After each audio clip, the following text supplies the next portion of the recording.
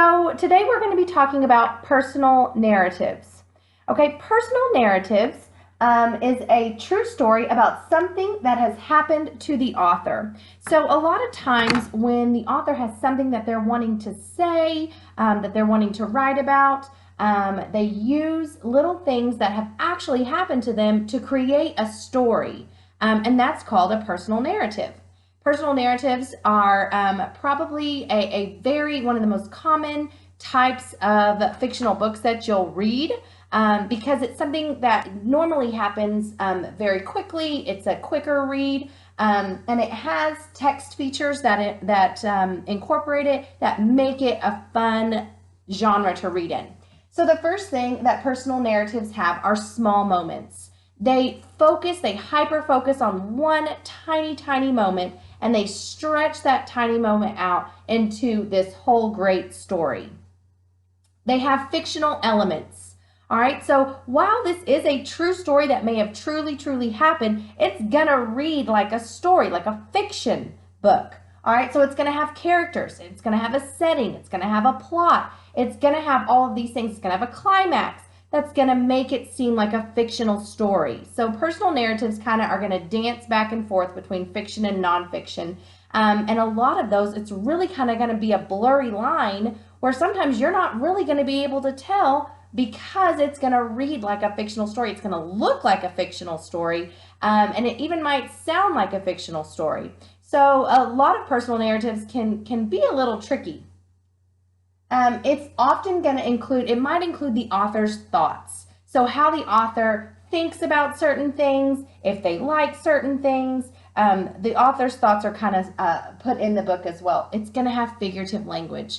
I love figurative language. Figurative language is this kind of language that creates this something just beautiful, or you can feel it and you can see it.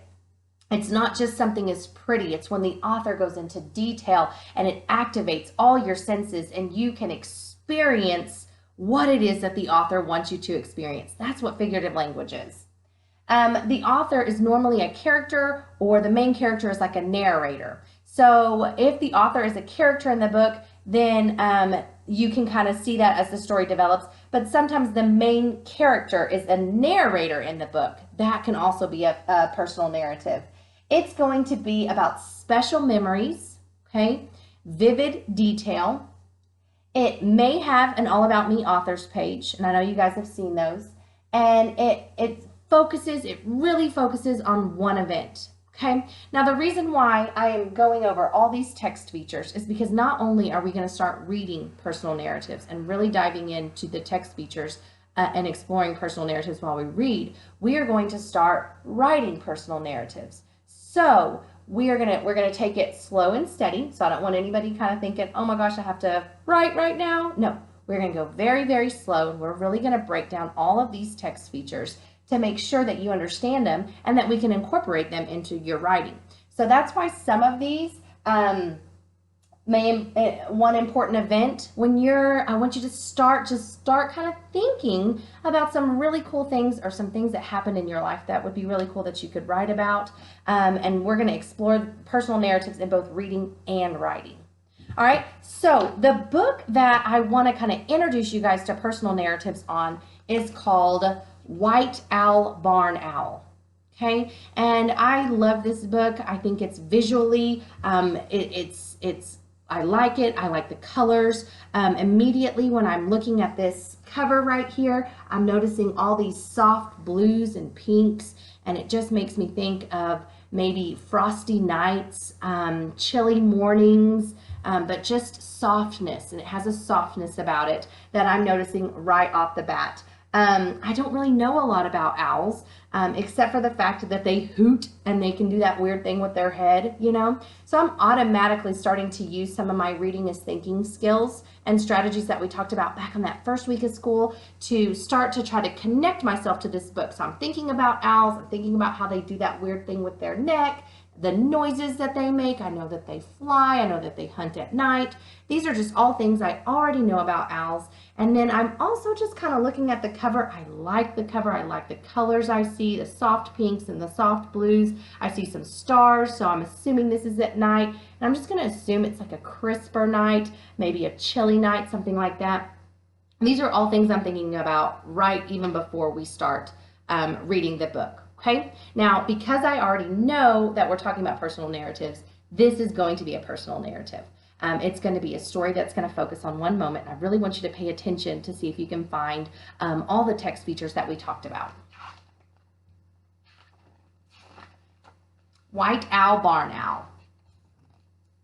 One frosty winter day, I helped my grandpa make a big wooden box.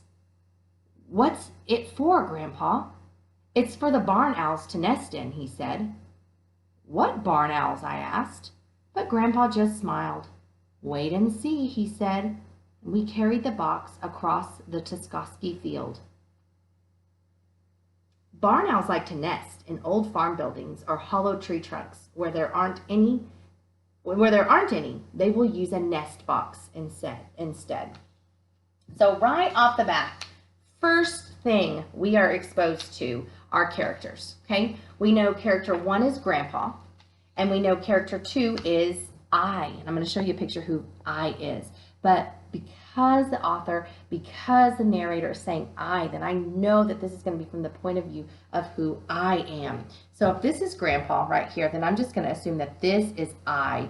And the picture doesn't really reveal if it's a little boy or a little girl, but it's a child with Grandpa. And then we also know, so we have those two characters. We also know the third character is going to be an owl. Okay, we don't really know a bunch about the owls. We haven't seen them yet, but they do make their appearance because Grandpa's building this box for the owl. So we have our three characters. We know our narrator is I, which is the child, and then we also have a setting. Okay, we know it's a frosty winter day. We know that it looks like there's a field, so you can automatically breathe in that crisp air because it's frosty. There's that figurative language that we were talking about. We know the setting, it's a field, so there's probably tall grass. There's probably, looking at the picture, there's probably some dew or some fog on the field, and they're kind of walking through it. Grandpa put the box high in the old oak tree. How do you know there are barn owls here? I asked. I've seen one sitting on that branch at night, Grandpa said. Look, it left something behind. Under the branch was a pile of little sausage-shaped blobs. They looked like dried poop, but Grandpa said they were pellets. Barn owl pellets, real size. Barn owls have favorite perches that they come back to again and again. Okay, so here's going to be our first kind of experience with the actual author. All right, so we know our narrator is I. It's the child in the story. There's Grandpa right there, and there's I right there. This is the owl pellet, and I want you to take notice here. Here is the font that the author, the person writing the book, has chosen to go with the story. Now the font changes, all right? So right here beside the owl pellet, the font changes, it's smaller, but these are the thoughts of the author themselves, okay? This doesn't have anything to do with the characters. This is where the author is putting in information about the owls. So this is what I was talking about with personal narratives. Sometimes the author will go ahead and sneak in some thoughts that they have. This is just an example of that. Okay, not all personal narratives are going to have it, but this one does. And that lets us know that in addition to the story about Grandpa and I, whoever that is, we also know that the author really likes owls and is probably going to give us lots of information about owls.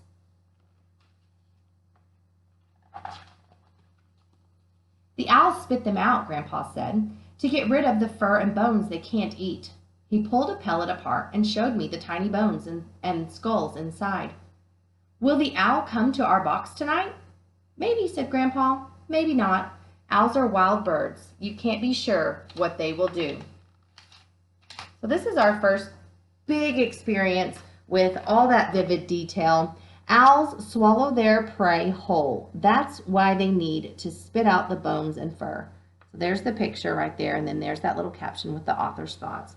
But here they are sharing that memory. And I'd be willing to bet you the author had some sort of memory like this with her grandfather. And that just makes me think of all the really cool and fun special memories I have with my grandparents.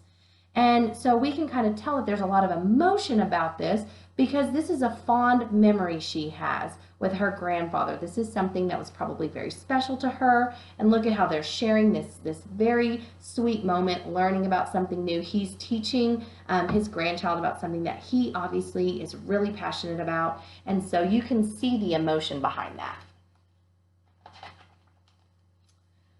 When the sun went down, we kept a lookout just in case, but we didn't see anything. We'll have to be patient, said Grandpa. We were patient lots of times. I thought we'd never see an owl. In winter, barn owls have to fly miles every night to hunt food, so it's hard for them to find them. So here they are in the night, waiting for the barn owls. They're waiting so patiently. And then one spring night, just as the pink sky went pink, a pale face looked out of our box. An owl! A white owl! A barn owl! Look at all those exclamation points. The author is letting you know right here exactly how they felt. Excited. All those exclamation points. And then Grandpa did a strange thing. He put his hand over his mouth and made a loud squeaky sound. Right away the owl took off and flew towards us. He thinks I'm a vole or a mouse in the grass, Grandpa whispered. He's coming to see if he can catch his dinner. I just held my breath. The owl's whiteness gleamed, and its face was like a pearly heart. The author says, I just held my breath. The only time you really ever hold your breath is when you're anticipating something. Is the owl going to land here? That's why. That's showing that anticipation. She's excited to see if the owl lands there. A barn owl's huge eyes can see when it's too dark for human eyes to work. The heart-shaped ruff around the barn owl's face helps to guide sound to its super sharp ears, which are just holes under the feathers.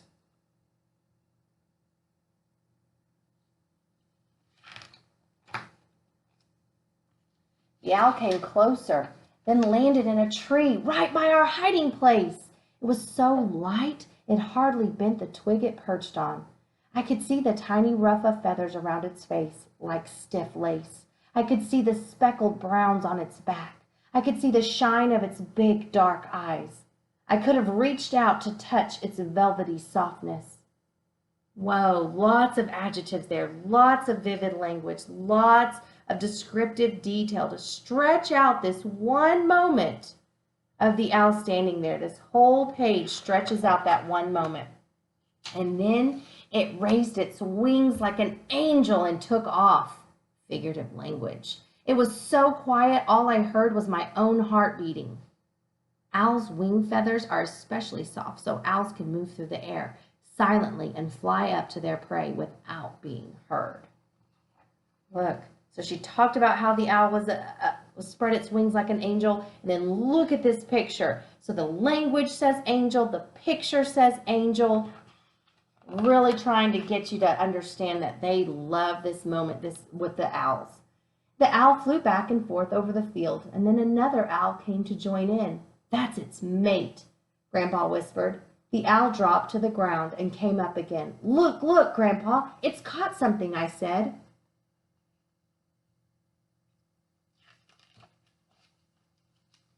The owl flew straight to the box and went inside. Hiss, snore, twitter, twist, hiss, snore. The weirdest noises came from Grandpa's box. Barn owls lay up to 6 eggs, which hatch one after another. The first chicks to hatch are the biggest, and the last to hatch are the smallest. They've got a family, Grandpa whispered. That's the baby owls squabbling over their dinner.